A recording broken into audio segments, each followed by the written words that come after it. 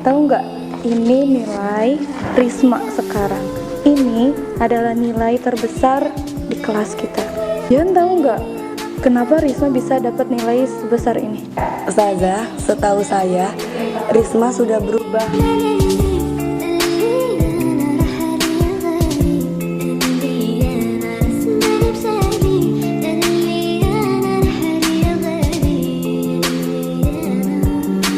Jika Ustazah tahu, Risma telah berhikmat kepada Ustazah.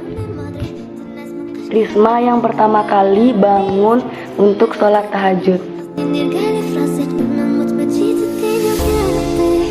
Tahu Jihan, akhir-akhir ini Risma selalu belajar dan setelah tahajud hingga datangnya waktu subuh, Ustazah.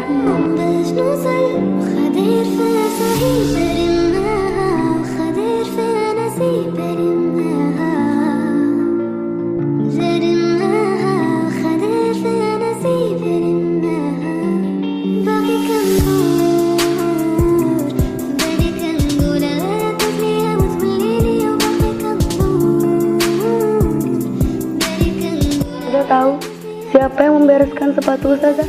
Risma, Ustazah, Risma.